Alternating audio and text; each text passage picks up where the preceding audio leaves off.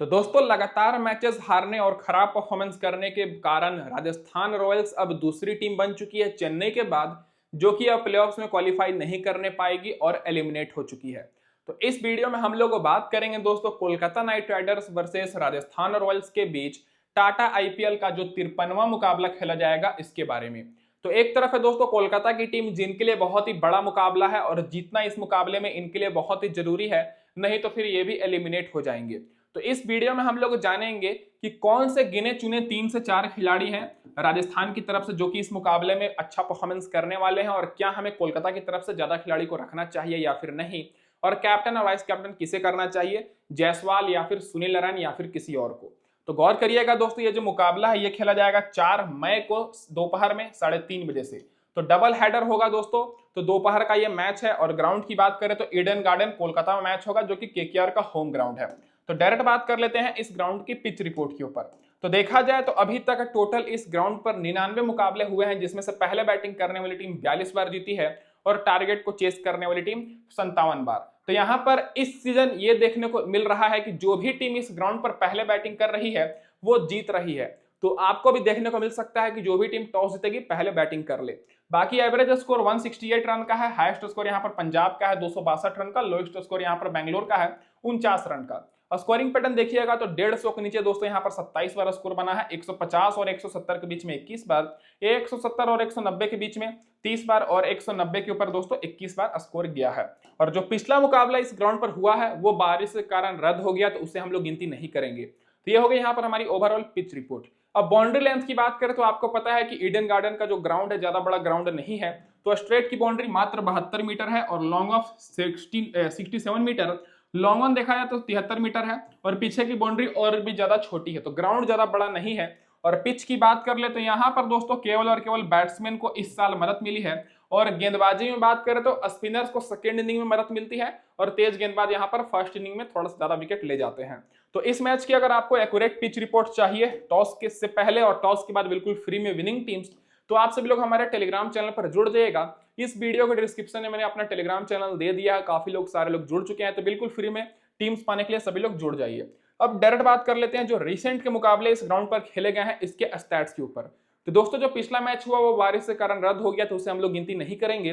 तो उससे पहले दोस्तों यहाँ पर गुजरात और कोलकाता के बीच मैच हुआ था और इस मैच में कोलकाता हार गई थी और गुजरात 39 रन से जीती थी, जिसमें फास्ट बॉलर को 4 विकेट और फास्ट बॉलर को 7 विकेट और स्पिनर्स को 4 विकेट मिली थी। और उससे पहले जो मैच हुआ था इस मैच में लखनऊ की टीम पहले बैटिंग करते हुए 238 रन का टारगेट दे दी थी, बाद में कोलकाता इस टारगेट को चेज नहीं करने पाई मात्र 4 रन से, और लखनऊ की टीम 4 रन से जीत गई, जिसमें फास्ट बॉलर को 8 विकेट और स्पिनर्स को मात्र 2 विकेट मिली।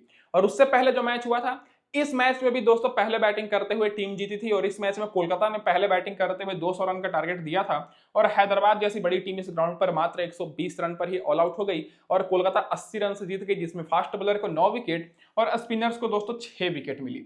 तो हालांकि ओवरऑल देखा जाए तो इस ग्राउंड पर चेस करना आसान माना जाता है, लेकिन इस साल आपको देखने को मिल रहा है कि जो भी टीम पहले बैटिंग कर रही है चाहे कोई भी टीम हो इस ग्राउंड पर जीत रही है। और पिछले 3 टाटा आईपीएल के मुकाबले मिलाकर तेज गेंदबाज को यहाँ पर मिली है दोस्तों 24 विकेट और स्पिनर्स को मिली है 12 विकेट।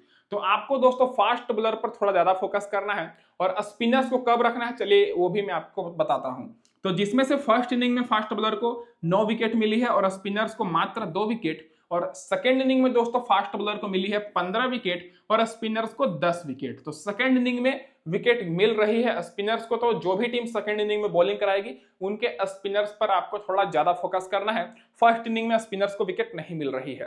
तो ये तो होगी दोस्तों यहाँ पर हमारी पूरी डिटेल पिच रिपोर्ट। अब आगे बढ़ने से पहले अपने भाइयों को ये बोल दूं कि हर इंसान को अपनी जिंदगी में केवल 3 चीज ही चाहिए रहती है, एक बड़ा सा घर, एक चमचमाती हुई कार और ढेर सारा कैश। और मैं आपको बोलूं कि ये तीनों चीजें आप सभी को मिल सकती है तो कैसा रहेगा, तो बस जानने के लिए वीडियो अंत तक देखते रहिए। अब रिसेंट फॉर्म की बात करें तो कोलकाता का रिसेंट फॉर्म अगर आप लोग देखिएगा तो पिछले 5 में से 2 मैच जीते हैं, 1 मैच इनका नो रिजल्ट रहा है और 2 मैच हारे हैं। और राजस्थान का तो और भी खराब परफॉर्मेंस है, पिछले 5 में से 4 मैच हारे हैं, केवल 1 ही मैच जीते हैं। और दोनों टीम्स के बीच पिछले 5 सालों में 10 मुकाबले हुए हैं, जिसमें से कोलकाता 5 बार बाजी मारी है और राजस्थान 4 बार, और 1 मुकाबला इनका रद्द हो गया था। तो हेड टू हेड में तो कांटे की टक्कर होती है, लेकिन अगर आप लोग इस साल का परफॉर्मेंस देखिएगा तो कोलकाता का थोड़ा सा बेहतर है और चांसेस अभी इनका बना हुआ है क्वालिफाई करने का, तो कांटे की चक्कर आपको देखने को मिलेगी और कोलकाता इस मैच में ज्यादातर चांस है कि जीत जाएगी।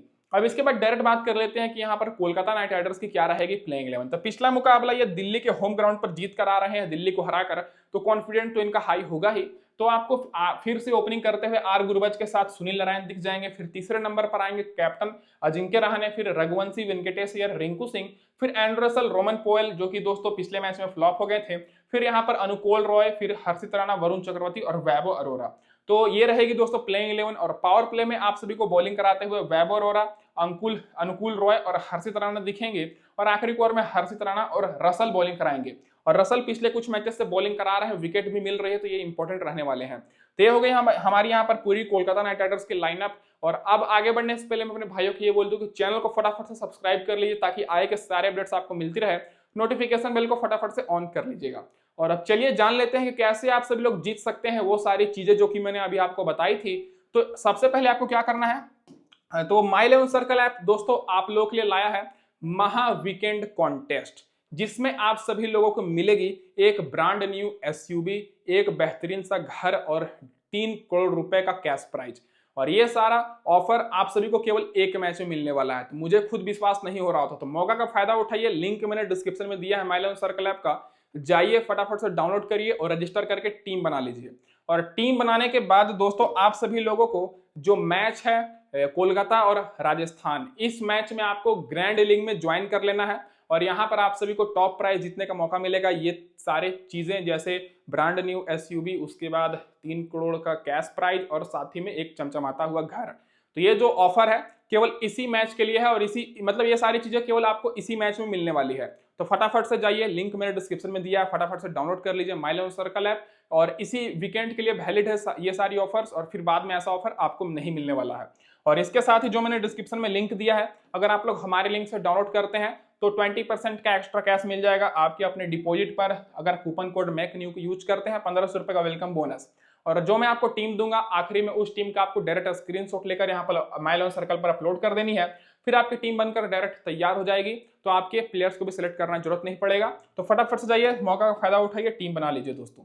अब इसके बाद डायरेक्ट बात कर लेते हैं सारे खिलाड़ियों के रिसेंट फॉर्म के ऊपर। तो कोलकाता की तरफ से देखिएगा तो इनका टॉप ऑर्डर पिछला मुकाबले में अच्छा परफॉर्मेंस किया था। आर गुरबाज के बल्ले से 26 रन की पारी निकली थी, सुनील नारायण 27 रन 3 विकेट। तो दोनों ओपनर्स ने एवरेज मतलब 30 रन के लगभग पारी खेली थी, 25-30 रन के आसपास। और आर गुरबाज का रिसेंट फॉर्म देखिएगा तो बहुत ही ज्यादा गड़बड़ है, लेकिन पिछला मैच में थोड़ा बहुत फॉर्म में दिखे थे। तो इस मुकाबले में इंपॉर्टेंट हो सकते हैं क्योंकि इनका होम ग्राउंड है और इस ग्राउंड पर बैट्समैन को मदद मिलती है। तो इस मैच में आर गुरबज भी इंपॉर्टेंट रहेंगे और सुनील नारायण भी इंपॉर्टेंट रहेंगे। सुनील नारायण तो हालांकि सारे मैच में इंपॉर्टेंट रहेंगे और सबसे सेफ ऑप्शन रहने वाले हैं कैप्टन और वाइस कैप्टन के लिए। और जब कोलकाता की टीम सेकंड इनिंग में बॉलिंग कराएगी तब तो और भी ज्यादा इंपॉर्टेंट रहेंगे, क्योंकि सेकंड इनिंग में स्पिनर्स को यहाँ पर बहुत ही विकेट मिल रही है, जो कि मैंने आपको बताया। और पिछले मैच में सुनील नारायण को 3 विकेट मिली, उससे पहले फ्लॉप हो गए थे, लेकिन 17 रन, फिर 5 run 2 wicket, 44 run 3 wicket, 30 run और 7 रन 1 विकेट की पारी खेल चुके हैं। तो दोनों ओपनर्स इंपॉर्टेंट हैं और अगर आप लोग चाहें तो आर गुरबज को ड्रॉप कर सकते हैं, लेकिन विकेट कीपर में आपके पास ज्यादा ऑप्शन नहीं है। तो मेरे हिसाब से आर गुरबज ही इंपॉर्टेंट रहने वाले हैं, जो कि पहले बैटिंग करने आएंगे। अब दोस्तों कप्तान अजिंक्य रहाणे की बात करें तो अजिंक्य रहाणे कोलकाता की तरफ से सबसे बेहतरीन फॉर्म में है। अगर बैट्समैन में देखा जाए तो पिछले मैच में 26 रन की पारी खेले, उससे पहले 50 रन, फिर 61 रन, 38 रन और शुरू में दोस्तों 56 रन की भी पारी इसी ग्राउंड पर खेले थे बेंगलोर के खिलाफ। तो रिसेंट फॉर्म इनका बेहतर है और कोलकाता की तरफ से सबसे ज्यादा इन्होंने रन बनाया है। तो मेरे हिसाब से अजिंक्य रहाणे भी इस मुकाबले में इंपॉर्टेंट रहने वाले हैं। और ग्रैंड लीग के हिसाब से देखा जाए तो कैप्टन वाइस कैप्टन आप लोग इनको कर सकते हैं, क्योंकि इस मैच में कोलकाता को जीतना जरूरी है। तो जीतने के लिए अजिंक्य रहाणे का परफॉर्मेंस करना बहुत ही ज्यादा अनिवार्य है। अब दोस्तों बात कर लेते हैं रघुवंशी के ऊपर। तो पिछले मैच में मैंने आपको क्लियर कहा था कि रघुवंशी को आपको अपनी टीम में रखना है और इन्होंने 44 रन की पारी खेली और उससे पहले 27 रन, 37 रन, फिर 50 रन की पारी इन्होंने खेली थी। तो बीच में इनका बैटिंग ऑर्डर नीचे कर दिया गया था, लेकिन पिछले मैच में इन्होंने अपने एक्चुअल पोजीशन सेकंड डाउन पर बैटिंग की थी और बहुत इन्होंने अच्छा परफॉर्मेंस किया था। तो इस मुकाबले में तो रघुवंशी सेफ ऑप्शन बन चुके हैं, क्योंकि मैक्सिमम लोग अपनी टीम में इनको पहले से लेकर रखे होंगे। तो इस मैच में अगर आप लोग ग्रैंड लीग का पिक्स खोज रहे हैं कि कौन सा खिलाड़ी ग्रैंड लीग में बेहतर रहेंगे, तो इस मुकाबले में आपको क्या करना है कि वेंकटेश अय्यर पर ज्यादा फोकस करना है। एक तो दोस्तों अजिंक्य रहाणे के बारे में मैंने आपको बताया, और दूसरे कोलकाता की तरफ से वेंकटेश अय्यर पर ज्यादा फोकस करना है। क्यों? क्योंकि दोस्तों मैक्सिमम लोग रघुवंशी पर ज्यादा फोकस कर रहे हैं, क्योंकि पिछले मैच में इन्होंने 44 रन की पारी खेली। लेकिन वेंकटेश अय्यर का ये भी होम ग्राउंड है, इस ग्राउंड पर इनका भी रिकॉर्ड बेहतर है, तो इस ग्राउंड पर वेंकटेश अय्यर भी अच्छा परफॉर्मेंस कर सकते हैं। और केवल इनका 2-3 मैचेस में अच्छा परफॉर्मेंस निकला है, एक 45 रन और एक 60 रन, और शुरू में मतलब 17 रन की इन्होंने शायद पारी खेली थी। तो वेंकटेश अय्यर का परफॉर्मेंस इस साल उतना अच्छा रहा नहीं है, लेकिन ग्रैंड लीग के पॉइंट ऑफ व्यू से इंपॉर्टेंट रहेंगे। बाकी रिंकू सिंह की बात करें तो रिंकू सिंह को आपको तभी लेना है जब कोलकाता की टीम पहले बैटिंग करे, क्योंकि चेस करते समय हो सकता है कि इनको मतलब मौका ज्यादा ना मिले। और रिंकू सिंह देखा जाए तो पिछले मैच में 36 रन की पारी खेले हैं और ज्यादातर मैचेस में इनको बहुत ही कम मौका मिला है, तो मेरे हिसाब से रिंकू सिंह थोड़े से रिस्की ऑप्शन हो सकते हैं। बाकी रसल इस मुकाबले में इंपॉर्टेंट रहेंगे, केवल इसलिए इंपॉर्टेंट रहेंगे क्योंकि ये कंटिन्यूअस बॉलिंग करा रहे हैं। अगर बॉलिंग नहीं कराते तो मैं तो अपनी टीम में नहीं रखता। तो लगातार इनको बॉलिंग से विकेट मिल रही है और बैटिंग से भी पिछले मैच में 17 रन की पारी खेले थे, तो मेरे हिसाब से इंपॉर्टेंट तो रहने वाले हैं, क्योंकि आखिरी ओवर में ये बॉलिंग कराते हैं।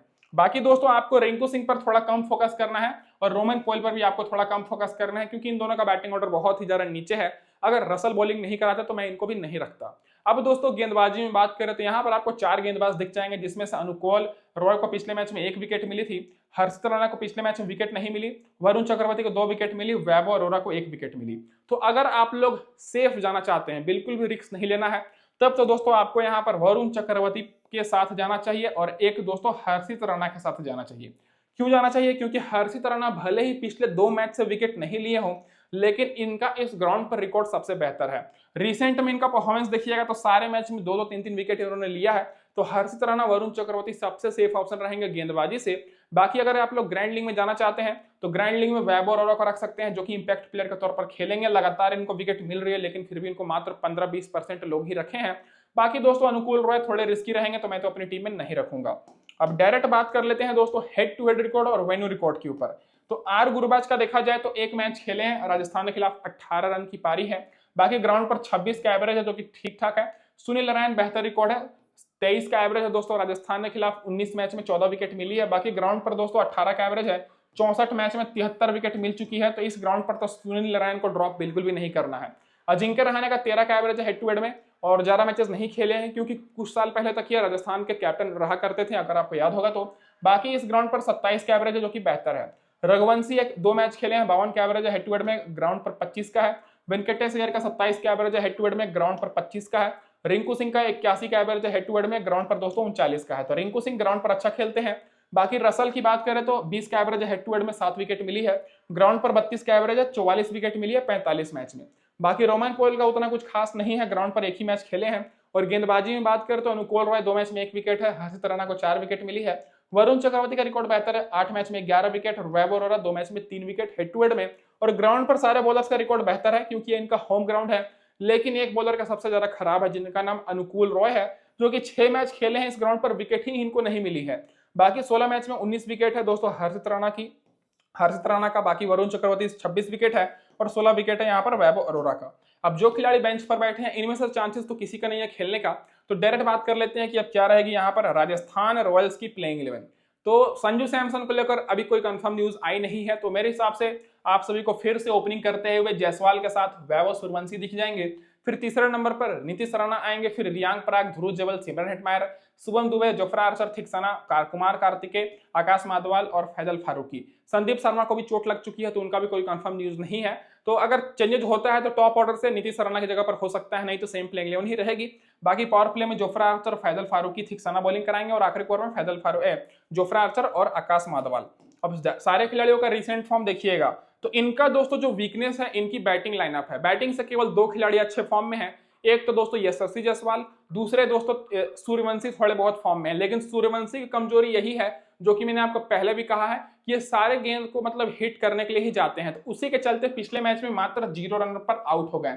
और उससे पहले अगर आप लोग देखिएगा तो 100 रन की एक मैच में पारी खेले थे और एक मैच में 16 रन और फिर 34 रन। तो थोड़ा सा अगर ये संभल कर खेलेंगे तब दोस्तों ये बहुत देर तक टिके रहेंगे। बहुत ही बेहतरीन बैट्समैन है, ये तो आपको पता होगा। तो इस मैच में अगर संभल कर खेलेंगे तो टिके रहेंगे, नहीं तो जल्दी आउट हो जाएंगे, क्योंकि कोलकाता की बॉलिंग लेना बहुत ही स्ट्रांग है। बाकी जायसवाल अच्छे फॉर्म में है, भले ही पिछले मैच में मात्र 13 रन पर आउट हुए हों, लेकिन उससे पहले लगातार 5-6 मैचेस में इन्होंने अर्धशतकीय पारी खेली है। तो दोनों ओपनर्स इस मुकाबले में राजस्थान की तरफ से इंपॉर्टेंट रहेंगे, क्योंकि दोनों ओपनर अगर आउट होते हैं तो पूरी इनकी बैटिंग लाइनअप कोलैप्स कर जाएगी, जैसे पिछले मैच में कर गई थी। बाकी नीतीश राणा इस मुकाबले में ट्रम्प ऑप्शन हो सकते हैं। क्यों ट्रम्प ऑप्शन रहेंगे?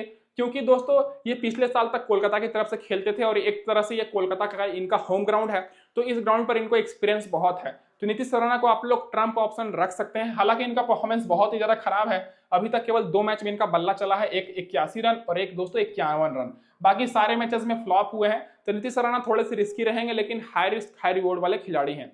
बाकी आपको जायसवाल पर ज्यादा फोकस करना है, सूर्यवंशी पर ज्यादा फोकस करना है और कप्तान रियांक पराग पर फोकस करना है, क्योंकि मैं आपको बोलते आ रहा हूं कि कप्तानी जब करते हैं रियांक पराग तो अपने आप को 2 से 3 ओवर बॉलिंग भी करवाते हैं।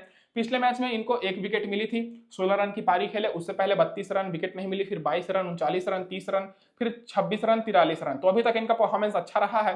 तो रियांक पराग, सूर्यवंशी और जायसवाल ये तीनों खिलाड़ी आपकी टीम में रहने चाहिए। बाकी ध्रुव जुरैल को आपको तभी लेना है जब राजस्थान की टीम पहले बैटिंग करे, क्योंकि चेस करते समय हो सकता है कि टॉप ऑर्डर के खिलाड़ी टारगेट को चेस कर दे या फिर चेस करते समय ये जल्दी आउट हो जाए।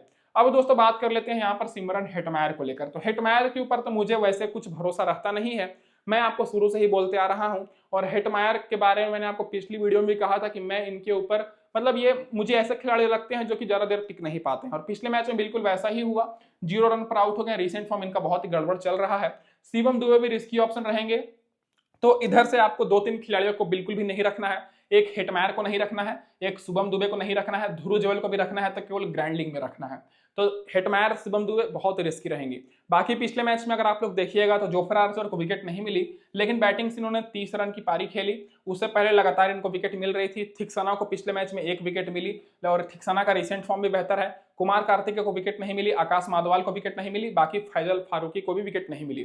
तो गेंदबाजी इनका बहुत ही कमजोर है, इसलिए दोस्तों मुझे लग रहा है कि इस मैच में हाई स्कोरिंग मैच हो सकता है अगर कोलकाता पहले बैटिंग करती है तो, जिस तरह से इनकी बॉलिंग लाइनअप है।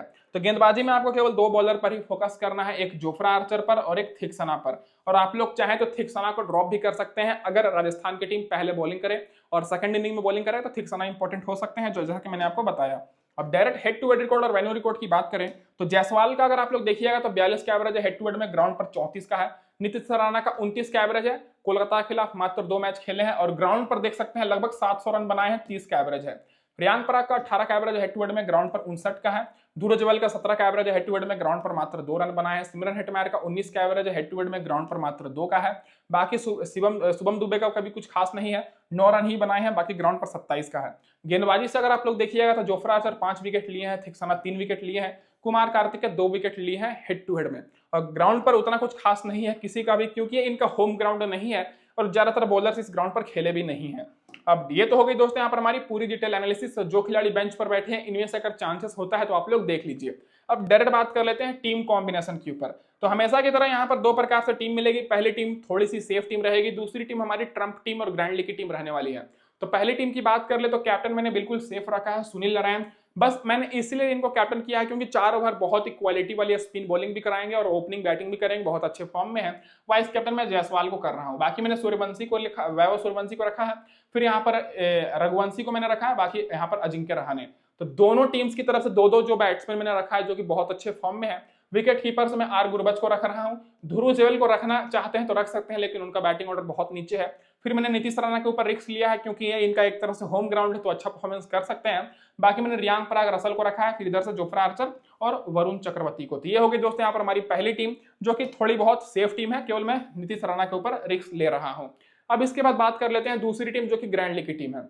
तो ग्रैंड लीग में मैंने जायसवाल को कैप्टन किया, वाइस कैप्टन अजिंक्य रहाणे को, और आप लोग कैप्टन वाइस कैप्टन यहाँ पर रोटेट कर सकते हैं। इसके बाद मैंने वेंकटेश अय्यर को रखा है, सूर्यवंशी को, विकेट कीपर से ध्रुव जुरैल, आर गुरबज को, बाकी मैंने सुनील नारायण, रियांक पराग को रखा है। और जिस तरह से राजस्थान की बॉलिंग लाइनअप है मुझे नहीं लगता कि रसल को बैटिंग मिलेगा, तो इसलिए मैंने रसल को नहीं रखा है। और यहाँ पर मैं वरुण चक्रवर्ती, नीतीश हर्षित राणा और जोफ्रा आर्चर के साथ जा रहा हूँ। तो ये हो गई हमारे यहाँ पर पहली टीम, ये हो गई हमारी दूसरी टीम।